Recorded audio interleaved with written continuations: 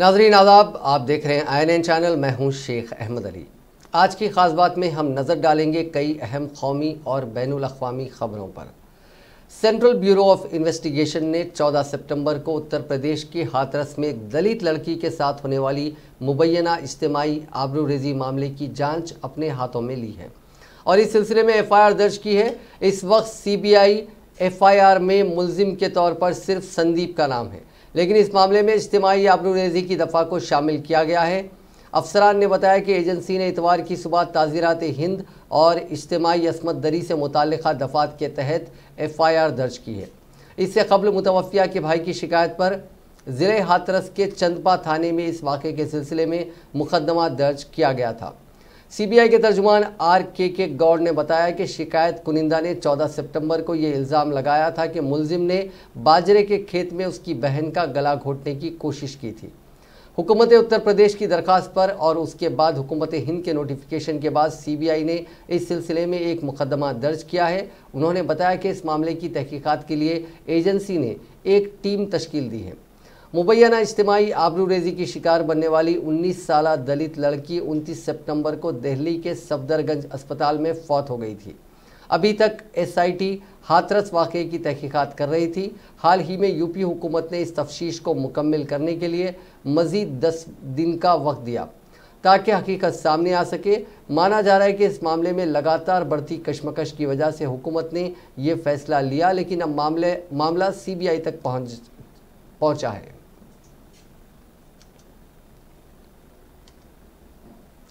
Congress leader Rahul Gandhi ने उत्तर प्रदेश के हाथरस में मुबैना तौर पर इज्तिमाई असमत रेज़ी के वाक़े पर रियासत की योगी आदित्यनाथ हुकूमत को एक बार फिर हदफ तनकीद बनाते हुए कहा कि शर्मनाक हकीकत ये है कि कई हिंदुस्तानी दलित, मुसलमान और क़बाइलियों को इंसान नहीं समझते। हाथरस में 14 सितंबर को एक 19 साला दलित लड़की की मुबैना तौर पर असमत दरी हुई थी। बाद में लड़की की मौत हो गई थी। मामले की जांच CBI को सौंप दी गई है। कांग्रेस के साबिक़ सदर राहुल गांधी ने आज ट्वीट करके हाथरस के वाक़े पर एक बार फिर उत्तर प्रदेश हुकूमत को हदफ तनकीद बनाते हुए कहा कि शर्मनाक सच्चाई ये है कि हिंदुस्तान दलित, मुसलमान और क़बाइलियों को इंसान समझते ही नहीं है। वायनाड से रुकने पार्लियामेंट ने कहा कि वज़ीर आला और उनकी पुलिस का कहना है कि वो किसी की असमत दरी नहीं हुई, क्योंकि उनके लिए और कई दीगर हिंदुस्तानियों के लिए वो मुतासिरा कोई नहीं थी।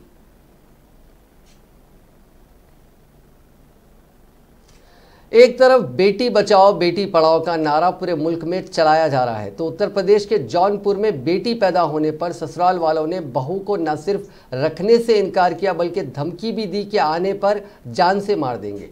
इसके गहने और कपड़े भी वापस नहीं किए। कोतवाली इलाके में इस मामले में पुलिस सुपरिंटेंडेंट के हुक्म पर शोहर समेत 6 लोगों के खिलाफ मुकदमा दर्ज किया गया और FIR की कॉपी चीफ जुडिशल मजिस्ट्रेट से CJM की अदालत में पेश की गई। पुलिस के मुताबिक कोतवाली इलाके के तारापुर तकिया के रहने वाले भोलेनाथ गुप्ता ने SP को दरखास्त दी कि 3 जुलाई 2017 को अपनी बेटी की शादी सुल्तानपुर के रहने वाले अजय कुमार गुप्ता से की थी। ससुराल वाले 3 लाख रुपए मेडिकल की दुकान बढ़ाने के लिए मांगने लगे। वो ससुराल गई, इससे साल बर्दाश्त करती रही। इसी दौरान वो हामिला हो गई। ऑपरेशन से बेटी पैदा हुई। ससुराल वालों ने कहा कि लड़की पैदा हुई है, अब हम लोग इसे अपने यहाँ नहीं रखेंगे। उसने दामाद को 20,000 रुपये देकर समझा बुझाकर अपनी बेटी को विदा किया। कुछ महीनों बाद दोबारा बेटी हामिला हो गई। उसे पिछले 28 मार्च को बेटी हुई। अब ससुराल वाले लड़की को रखने के लिए तैयार नहीं हैं। दुनिया में कोरोना वायरस से मुतासिर होने वालों की तादाद आज 3,75,41,000 से ज़्यादा हो गई। ठीक होने वाले मरीजों की तादाद 2,81,66,742 से ज़्यादा हो चुकी है। मरने वालों का आंकड़ा 10,68,600 के पार हो चुका है। यह आंकड़े worldometers.info वेबसाइट के मुताबिक हैं। इसी बीच ब्राज़ील में हफ्ते के रोज़ 559 मुतासिरीन की जान गई। इसके साथ ही मुल्क में मरने वालों का आंकड़ा 1,50,198 हो गया। अमेरिका के बाद ब्राज़ील दुनिया का दूसरा ऐसा मुल्क है जहां इन्फेक्शन से अब तक 1.5 लाख से ज़ायद अमवात हुई हैं। बीते 24 घंटे में मुल्क में इन्फेक्शन के 26,749 मामले सामने आए हैं। अब तक ब्राज़ील में 50 लाख से ज़्यादा मामले सामने आ चुके हैं। इन्फेक्शन के मामले में ब्राज़ील अमेरिका और हिंदुस्तान के बाद दूसरे नंबर पर है। वहीं यूरोप में इन्फेक्शन की दूसरी लहर के तहत अब तक 1 लाख से ज़्यादा मामले सामने आ चुके हैं। ब्रिटेन, रूस, स्पेन और फ्रांस इससे सबसे ज़्यादा मुतासिर हो रहे हैं। ब्रिटेन के वज़ीर आज़म ने साफ कर दिया है कि हुकूमत पीर के रोज़ नए तहदीदात का ऐलान कर सकती है। ताज़ा पाबंदियों का असर जल्द देखने मिल सकता है। माना जा रहा है कि बोरिस जॉनसन सरकार बार, पब्स और रेस्टोरेंट्स बंद करने जा रही है। हालांकि लंदन में शायद ये पाबंदियां लागू न हो। हुकूमत पर इकोनॉमी को खुला रखने का भी दबाव है।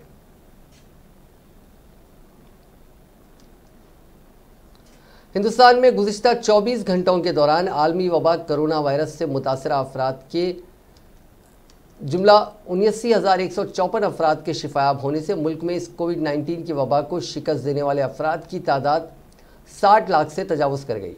मरकज़ी वजारत सेहत और ख़ानदानी बहबूद की तरफ से इतवार के रोज़ जारी होने वाले आदाद व शुमार के मुताबिक मुल्क में गुज़िश्ता 24 घंटों के दौरान 89,154 अफराद सेहतियाब हुए हैं और उन्हें मुख्तलिफ अस्पतालों से डिस्चार्ज कर दिया गया है। इसके बाद मुल्क में इस मोहलिक वायरस से नजात पाने वाले अफराद की तादाद 60,77,976 हो गई है, जबकि इस अरसे के दौरान मजीद 74,383 अफराद के कोविड से मुतासिर होने की तस्दीक हुई है, जिसके बाद मुल्क में मुतासरा अफराद की तादाद 70,53,807 हो गई। गुज़िश्ता इतवार के बाद से मुल्क में ज़ेर इलाज मरीजों की तादाद में मुसलसल कमी आ रही है। आदाद व शुमार के मुताबिक मुल्क भर में गुज़िश्ता 24 घंटों के दौरान 918 मरीजों की हलाकत के बाद इस वबा की वजह से होने वाली अमवात की तादाद बढ़कर 1,08,334 हो गई। इस वक्त मुल्क में कोरोना वायरस के 8,67,496 मरीज मौजूद हैं। मुल्क में कोरोना वायरस के मरीजों की शरह 12.3% है, जबकि रिकवरी रेट यानी सेहतियाब होने वालों की शरह 86.17% है और अमवात की शरह 1.54% है।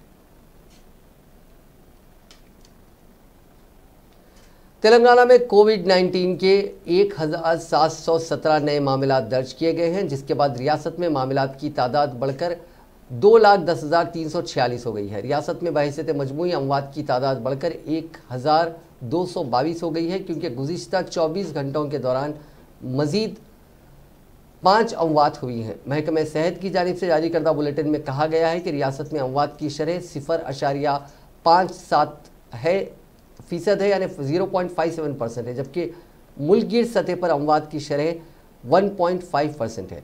रियासत में इस मर्ज से सेहतियाब होने वालों की जुमला तादाद 1,85,128 हो गई है, क्योंकि जुमे और हफ्ते को मज़ीद 2,102 मरीज़ रूबे सेहत हुए हैं। गुज़िश्ता 24 घंटों के दौरान 46,657 कोविड के मायने किए गए हैं। ताहम 1,093 नमूनों की रिपोर्ट्स का इंतज़ार है। बहैसियत मजमूई 35,47,057 नमूनों की जांच रियासत में इस मर्ज के फैलने के बाद से की गई है। जीएचएमसी हुदूद में 265 नए मामला दर्ज किए गए हैं, जिसके बाद ज़िला रंगारेड्डी में 132, मेडचल मलकाजगिरी में 131, नलगुंडा में 101 और करीमनगर में 104 नए मामला दर्ज किए गए हैं। बकिया मामला रियासत के दीगर अजला में दर्ज किए गए हैं।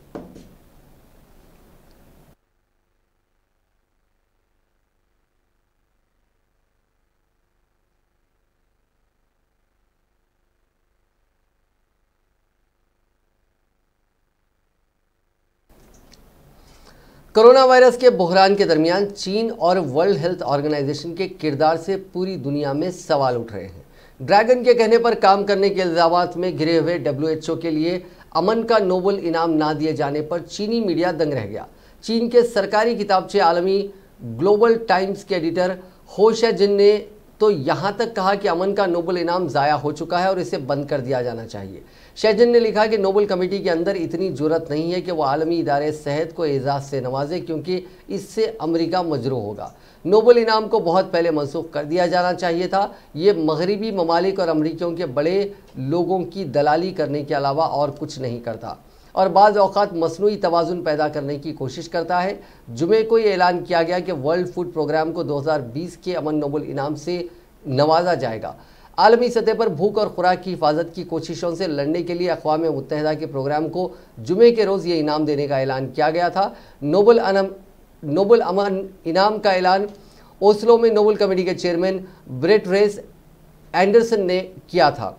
नॉर्वे की नोबेल कमेटी ने WFP को भूख से लड़ने की कोशिशों और जंगजदा इलाकों में अमन के हालात बेहतर करने और जंग और तनाज़े के हालात में भूख को बतौर हथियार इस्तेमाल किए जाने से रोकने में अहम रोल अदा करने में अमन के नोबेल इनाम देने का फैसला किया है। नोबेल कमेटी ने कहा कि कोरोना वायरस के वबा की वजह से दुनिया भर में भूखे लोगों की तादाद में लाखों का इजाफा हुआ है। कमेटी ने हुकूमतों से मुतालबा किया है कि वो वर्ल्ड फूड प्रोग्राम और दीगर इमदादी तंजीमों को माली मदद को यकीनी बनाएं ताकि वो उन्हें खाना मुहैया करा सकें। बता दें कि वर्ल्ड हेल्थ ऑर्गेनाइजेशन अमेरिका समेत मुतअद्दिद ममालिक के हदफ में आ गई है जो कि कोरोना वायरस के तबाही का शिकार हैं। अमेरिकी सदर डोनाल्ड ट्रंप ने इल्ज़ाम लगाया है कि WHO चीन मरकजी हैसियत अख्तियार कर चुका है। इस पूरी तबाही को लेकर WHO से सख्त नाराज़ होने वाले ट्रंप ने इस आलमी तंजीम की माली आनत रोक दी है। अमेरिका के सदर डोनाल्ड ट्रंप ने गुज़िश्ता रोज़ ट्वीट किया और इल्ज़ाम लगाया कि हम उनको फंड का सबसे बड़ा हिस्सा WHO को देते हैं। जब मैंने सफरी पाबंदी आयद कर दी थी तो वो उससे इत्तेफाक नहीं करते थे और उन्होंने इस पर तनकीद की थी। वो गलत थे और बहुत सारी चीज़ों के बारे में गलत रहे थे। उनके पास पहले ही बहुत ज़्यादा जानकारी थी और वो काफ़ी हद तक बड़े पैमाने पर चीन पर मबनी है।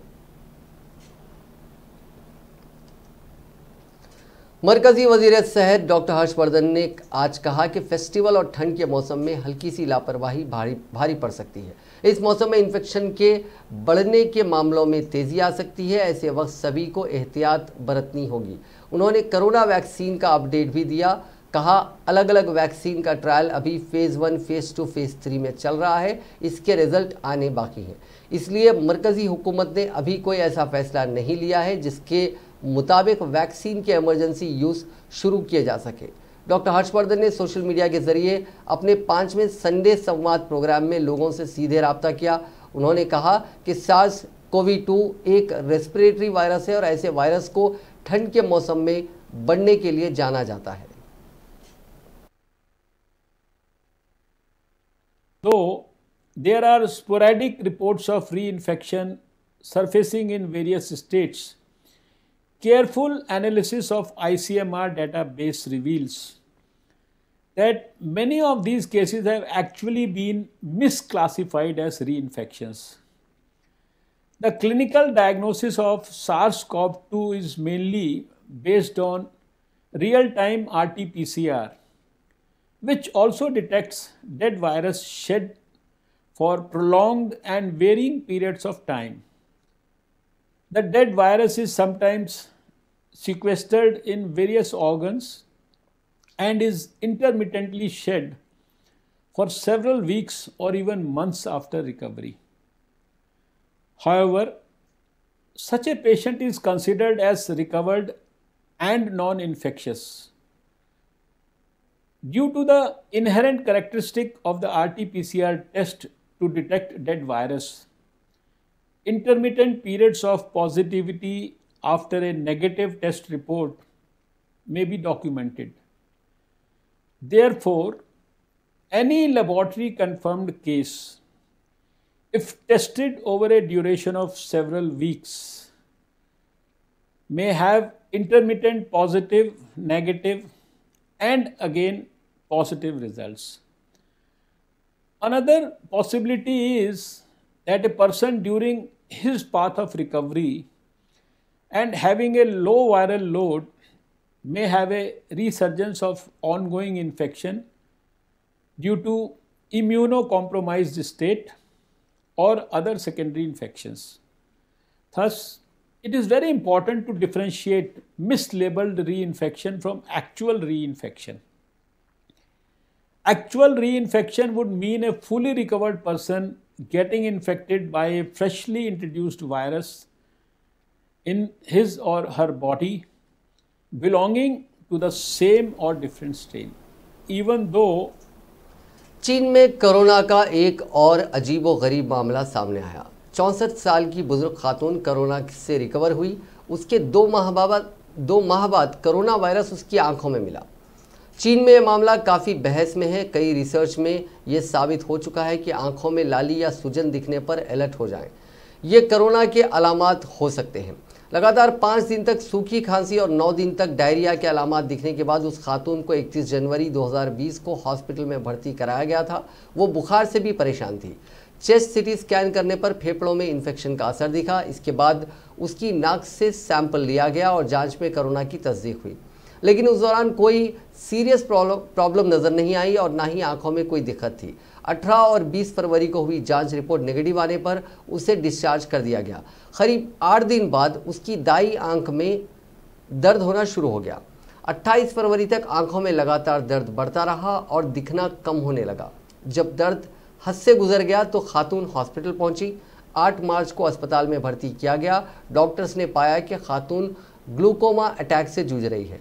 आंखों में दबाव की वजह से दर्द हो रहा है। पहले दवाओं की मदद से दर्द कंट्रोल करने की कोशिश की गई। जायद फायदा ना दिखने पर सर्जरी की गई। चीन के वुहान में वाक़ सेंटर थिएटर कमांड हॉस्पिटल में खातून की 2 बार सर्जरी हुई। 14 मार्च को राइट और 15 मार्च को लेफ्ट आई की सर्जरी हुई। सर्जरी के बाद भी आंखों में लगातार दबाव और दर्द बढ़ने पर खातून की 10 अप्रैल को फिर सर्जरी की गई। सर्जरी के दौरान आंखों से लिए गए टिश्यू सैंपल की जांच की गई तो उसमें कोरोना वायरस का प्रोटीन मिला। जामा ऑप्थेल्मोलॉजी जर्नल में पब्लिश रिसर्च के मुताबिक कोरोना के मरीजों में एक्यूलर मैनिफेस्टेशन के मामले सामने आए हैं। ऐसे मामलों में आंख में लाली और सूजन आती है। इससे पहले हुई एक और रिसर्च में सामने आया है कि कोरोना आंखों की ऊपरी लेयर के अलावा आंसुओं में भी पाया जाता है। यहां से भी इन्फेक्शन फैल सकता है।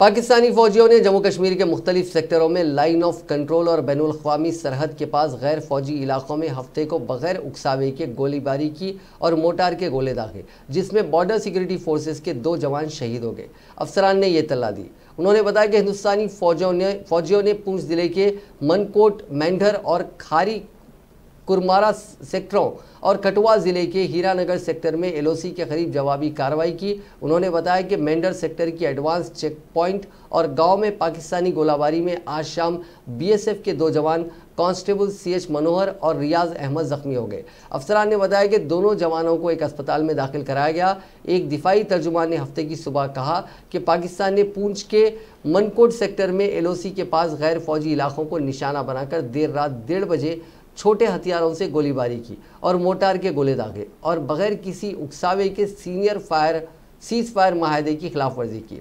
हिंदुस्तानी फौज ने इसका मुंह तोड़ जवाब दिया। एक पुलिस अफसर ने बताया कि भारी गोलाबारी के सबब सरहदी इलाकों में रहने वाले लोग घबरा गए। अफसर ने कहा कि गोलाबारी सुबह तकरीबन 4:30 बजे रुकी। दिफाई तर्जुमान ने बाद में इत्तला दी कि पाकिस्तान की तरफ से शाम तकरीबन 6 बजे पूंछ ज़िले में एलओसी से मुतासिल मेंढर सेक्टर में जंगबंदी की खिलाफ वर्जी की गई। हिंदुस्तानी फ़ौज ने इसका मुंह तोड़ जवाब दिया। उन्होंने कहा कि आखिरी खबर मिलने तक दोनों फरीक के दरमियान गोलाबारी जारी थी। पुलिस अफसरान ने कहा कि पाकिस्तान रेंजरों ने कठुआ ज़िले के हीरानगर सेक्टर में बैनुल अक़वामी सरहद से मुतासिल एडवांस इलाकों को भी निशाना बनाया और तकरीबन 5 घंटों तक मुसलसिल गोलाबारी की। उन्होंने कहा कि पाकिस्तान की तरफ से बैनुल अक़वामी सरहद पर जुमे की शब 11:15 बजे के करीब गोलाबारी शुरू हुई और हफ्ते की सुबह 4:40 तक जारी रही। उन्होंने ये भी बताया कि बीएसएफ ने जंगबंदी की खिलाफ वर्जी का ज़बरदस्त तरीके से जवाब दिया। अफसरान ने कहा कि पूंछ के खसबे सेक्टर में जुमे को पाकिस्तानी गोलाबारी में 40 साला हमीदा बी नाम की खातून जख्मी हो गई। उनकी हालत मुस्तहकम बताई जा रही है। एक सरकारी तर्जुमान ने बताया कि पूंछ के डिप्टी कमिश्नर राहुल यादव ने ज़िला हॉस्पिटल का दौरा किया और हमीदा की सेहत की जानकारी ली। उन्होंने कहा कि हवेली अंजुम खटक इलाके के तहसीलदार के साथ अस्पताल पहुंचे राहुल यादव ने डॉक्टरों को जख्मी खातून को बेहतर इलाज देने का हुक्म दिया। Chief of defence staff Bipin Rawat ने इतवार के रोज निगरोटा में कायम फौज की 16वीं कॉर्पस में लाइन ऑफ कंट्रोल पर ताज़ा सलामती सूरत हाल का जायजा लिया। बता दें कि बिपिन रावत जम्मू के 2 रोज़ा दौरे पर हैं और उन्होंने हफ्ते के रोज़ ज़िले रियासी के कटरा कस्बे में वाक़े माता वैष्णवी देवी मंदिर में हाज़िरी दी। एक दिफाई तर्जुमान ने बताया कि मौसूफ ज़ाती तौर पर जम्मू के दौरे पर थे और वह हफ्ते के रोज़ कटरा में वाक़े श्री माता वैष्णो देवी मंदिर पर हाज़िरी देने के बाद निगरोटा में कायम फ़ौज की 16वीं कॉर्पस वापस आए। उन्होंने कहा कि मौसूफ के साथ फ़ौज की 16वीं कोर के जनरल ऑफिसर कमांडिंग भी थे, जिन्होंने बिपिन रावत को एलओसी पर मौजूदा सलामती सूरत हाल के बारे में जानकारी दी। जम्मू कश्मीर पुलिस सरबराह दिलबाग सिंह ने कहा है कि उन्हें उम्मीद है कि कश्मीरी मुसल्ह नौजवान तशद्दुद का रास्ता छोड़कर अमन की राह इख्तियार करेंगे। उन्होंने कहा कि कश्मीरी नौजवान काफ़ी ज़हीन हैं और वह अपनी तवानाइयों को अच्छे कामों में इस्तेमाल करना चाहते हैं। दिलबाग सिंह ने यह बातें इतवार को जम्मू कश्मीर पुलिस की जानिब से मुनक़िदा pedal for peace cycle race की एक तकरीब के हाशिए पर नामा निगारों से गुफ्तगू करते हुए कही। तकरीब में लेफ्टिनेंट गवर्नर मनोज सिन्हा ने बहैसियत मेहमान खुसूसी शिरकत की, जबकि इस मौके पर लेफ्टिनेंट गवर्नर के मुशीर आर भटनागर, के शर्मा और बसीर अहमद खान के अलावा IG पुलिस कश्मीर विजय कुमार भी मौजूद थे। पुलिस सरबराह ने एक सवाल के जवाब में कहा कि कश्मीरी नौजवान काफ़ी ज़हीन हैं, वो पुरजोश हैं और मुस्बित सोच भी रखते हैं। वो अपनी तवानाई को अच्छे कामों में इस्तेमाल करना चाहते हैं। उनका मज़ीद कहना था कि हमें उम्मीद है कि नौजवान खुशी से ऐसी सरगर्मियों में हिस्सा लेंगे। कोई तशद्दुद नहीं चाहता। मुझे उम्मीद है कि हमारे नौजवान तशद्दुद का रास्ता छोड़कर अमन की राह इख्तियार करेंगे और अमन की बहाली के लिए काम करेंगे। पुलिस सरबराह ने जुनूबी कश्मीर में सिक्योरिटी फोर्सेस के ऑपरेशंस में तेज़ी के मुतालिक पूछे जाने पर कहा कि जुनूबी कश्मीर एक ऐसी जगह है जहां सरगर्मी और खामोशी एक साथ चलती है। हम वहां अमन चाहते हैं। आलमी वबा कोरोना वायरस से मुतासिर अमरीकी सदर डोनाल्ड ट्रंप व्हाइट हाउस पहुंचने के कुछ दिन बाद पहली बार नजर आए। ट्रंप कोरोना के इलाज के लिए अस्पताल में दाखिल थे और व्हाइट हाउस वापस आने के बाद उन्होंने व्हाइट हाउस के ट्रूमैन बालकनी से अपने हज़ारों हामियों से खिताब करते हुए कहा कि उन्हें बहुत अच्छा महसूस हो रहा है। ट्रंप ने कोरोना से मुतासिर होने के बावजूद मुसलसिल 18 मिनट तक अपने हामियों से खिताब किया। उन्होंने इस दौरान अपोजिशन डेमोक्रेट्स पर तनकीद करते हुए कहा कि कानून और इंतज़ाम पर जोर दिया। व्हाइट हाउस के तर्जुमान ने ट्रंप के खिताब के सिलसिले में कहा कि ये एक सरकारी प्रोग्राम था, ना कि कोई इंतखाबी मुहिम। इनके अलावा ट्रंप कोरोना वायरस से मुतासिर होने के बाद पीर को फ्लोरिडा में पहली इंतखाबी रैली से खिताब करेंगे।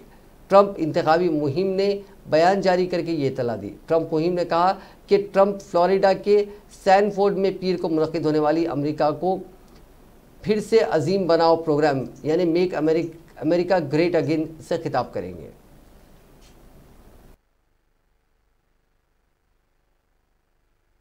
More Black and Latino Americans are leaving behind left-wing politicians and their failed ideology.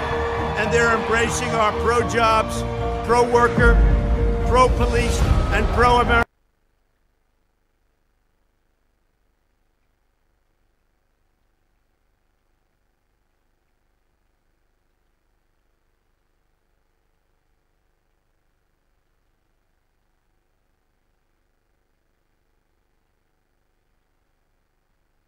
The Platinum Plan, and it's going to bring back new jobs, increase capital, and advance very much home ownership and wealth building. Another thing is school choice. You have to have school choice. We'll create a healthcare system that delivers better care at a lower cost and will always take care of pre-existing conditions, always.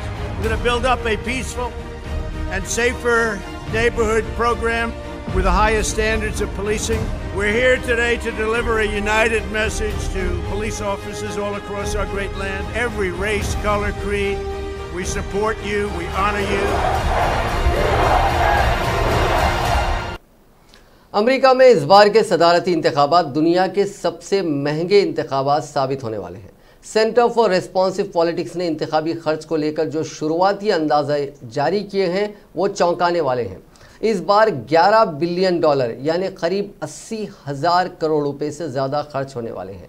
ये 2019 के हिंदुस्तान के लोकसभा इंतखाबात से भी तकरीबन 50% ज़्यादा है, जिन्हें अब तक दुनिया का सबसे महंगा इलेक्शन कहा गया था। OpenSecrets.org की एक रिपोर्ट के मुताबिक अगर फेडरल कमेटियां अब कोई खर्च नहीं करती तो भी अमेरिका के प्रेसिडेंशियल इलेक्शंस अब तक के सबसे महंगे चुनाव बन चुके हैं। फेडरल कमेटियों ने अब तक 7.2 बिलियन डॉलर्स खर्च किए हैं। ये आंकड़े 15 अक्टूबर तक और बढ़ सकते हैं, जब कैंडिडेट्स 1 जुलाई से 30 सितंबर तक तीसरे क्वार्टर में किए गए खर्च के आंकड़े पेश करेंगे। हिंदुस्तानी इंतखाबात से तकाबुल करें तो तमाम अंदाजे कहते हैं कि 2019 में लोकसभा इंतखाबात में महज 50,000 करोड़ रुपए खर्च हुए थे। वहीं इससे पहले के 2016 के अमरीकी सदारती इंतखाबात में करीब 45,000 करोड़ रुपए खर्च हुए थे। इस वजह से 2019 के लोकसभा इंतखाबात को अब तक का सबसे महंगा इलेक्शन कहा गया था।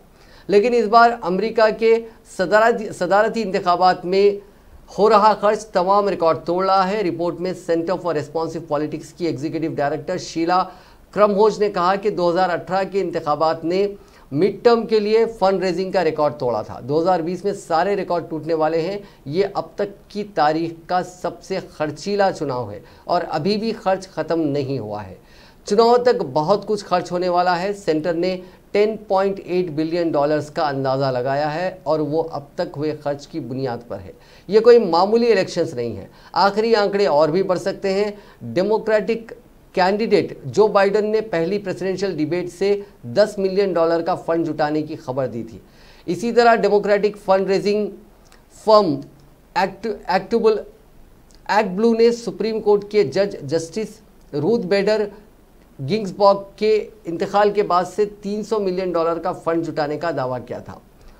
कांग्रेस पर कब्जे के लिए हो रहा खर्च भी कम नहीं है। ये खर्च भी 560 करोड़ रुपए का आंकड़ा पार कर जाएगा। ये पिछले सदारती इंतखाबात के मुकाबले 37% ज़्यादा है और 2018 के मिड टर्म के बराबर ही है। दोनों ही पार्टियां फंड रेजिंग में रिकॉर्ड तोड़ रही हैं, लेकिन डेमोक्रेट्स को ज़्यादा कैश मिल रहा है। हाउस की रेस में डेमोक्रेटिक कैंडिडेट्स ने $534 मिलियन जुटाए हैं, जबकि रिपब्लिकन कैंडिडेट्स ने सिर्फ $424 मिलियन।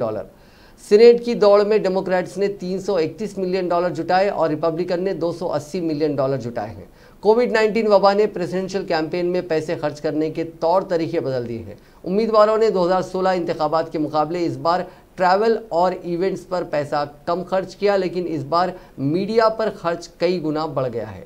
ट्रंप और बाइडेन वर्सटाइल ऑनलाइन एड्स पर रिकॉर्ड तोड़ खर्च कर रहे हैं। इन एडवर्टाइजमेंट्स का इस्तेमाल नए डोनर्स को मुतवज्जो करने और सपोर्टर्स को मेल इन बैलेट का इस्तेमाल करने की अपील करने में हो रहा है। 2020 के इंतखाबात में डेमोक्रेट्स ने रिपब्लिकन को पीछे छोड़ दिया था। अब तक हुए खर्च में डेमोक्रेट्स की हिस्सेदारी 54% रही, जबकि रिपब्लिकन की सिर्फ 39%। इसमें अरबपति ब्लूमबर्ग और टॉम स्टेयर के प्रेसिडेंशियल कैंपेन पर किया खर्च भी शामिल है।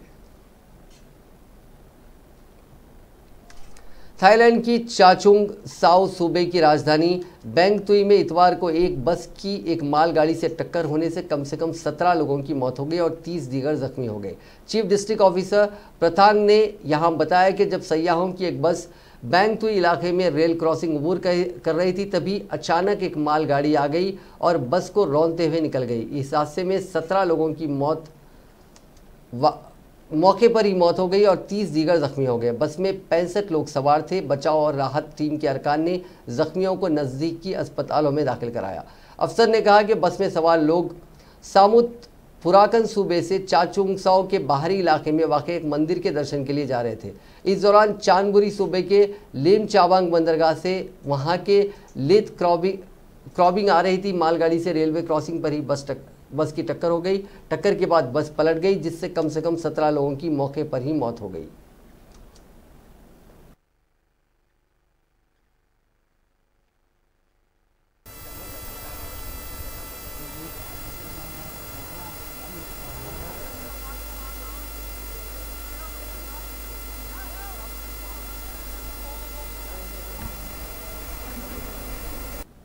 फ्रांस में तैयारे के हादसे में 5 लोगों के मारे जाने की खबर है। दरअसल एक मुसाफिर तैयारे की टक्कर माइक्रो लाइट तैयारे से हो गई। ये हादसा हफ्ते के रोज शाम के वक्त तकरीबन 4:30 बजे मगरिबी फ्रांस में पेश आया। सरकारी तर्जुमान नाडिया शेख हायर ने इस हादसे के बारे में इत्तला देते हुए कहा कि माइक्रो लाइट प्लेन में 2 लोग सवार थे। इसकी टक्कर मुसाफिर तैयारे से हो गई। मुसाफिर तैयारे में 3 लोग सवार थे।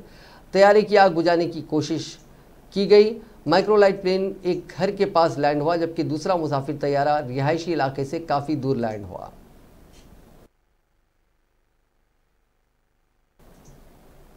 नाज़रीन, आज की खास बात में बस इतना ही। आपसे कल मुलाकात होगी नई खबरों के साथ, नए एनालिसिस के साथ। फिलहाल दीजिए इजाज़त। खुदा हाफिज़।